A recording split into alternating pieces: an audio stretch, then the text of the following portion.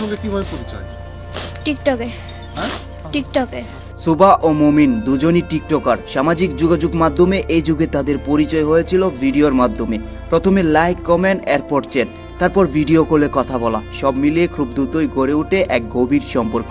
একদিন সিদ্ধান্ত নিল শুধু অনলাইনে নয়, এবার বাস্তবেও দেখা করতে হবে তাদের। সুবা তখন ঢাকায় মায়ের চিকিৎসার জন্য পরিবার সহ মোহাম্মদপুরের এক আত্মীয়র বাসায় উঠেছিল, আর মুমিন থাকে নওগাঁয়। পরিকল্পনা ছিল একেবারে সিনেমার মতো।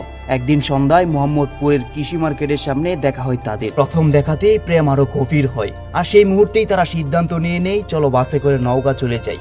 এখন একটু ভেবে দেখুন তো, 11 বছর বয়সী একটা মেয়ে, যার মা ক্যান্সারে আক্রান্ত, যার জন্য পুরোটা পরিবার উদ্বিগ্ন, সে কিনা টিকটক আর প্রেমিকের হাত ধরে নিজের পরিবারকে ছেড়ে পালিয়ে গেল। এই ঘটনায় পুরোটা দেশ চমকে যায়। সাংবাদিকরা যখন সুবাকে প্রশ্ন করে, তুমি কি কারণে বাড়ি ছেড়েছ, তখন সুবা সরলভাবে উত্তর দিল, বাসায় ভালো লাগে না। অথচ এই বাসাতেই অসুস্থ মা, যার ফুসফুসে ক্যান্সার, যে মা যিনি হয়তো দিন গুনছেন জীবনের শেষ সময়টার। এই বাসাতেই ছিল তার বাবা, অসহায়ভাবে পুলিশের কাছে ছুটছিল। এই বাসাতেই ছিল তার পরিবারের সদস্যরা, যারা দিনরাত পোস্ট করে কাঁদছিল। তবুও দেখুন না, সুবার কাছে পরিবার নয়, ক্যান্সারে ভোগা মা নয়, বেশি গুরুত্ব হয়ে উঠেছিল টিকটকার প্রেমিক মুমিন।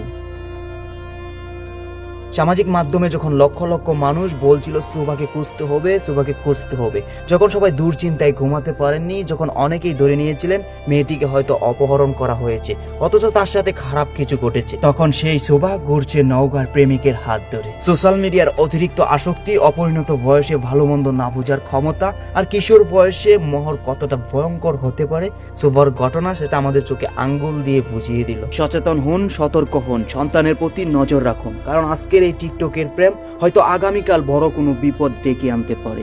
দর্শক, এই বিষয়ে আপনার মূল্যবান মতামত অবশ্যই কমেন্ট সেকশনে জানিয়ে দিবেন, ভিডিওটি শেয়ার করবেন এবং পরবর্তী আপডেট পেতে অবশ্যই আমাদের ফেসবুক পেজটি ফলো করবেন। ইউটিউব থেকে ভিডিওটি দেখে থাকলে চ্যানেলটি সাবস্ক্রাইব করবেন।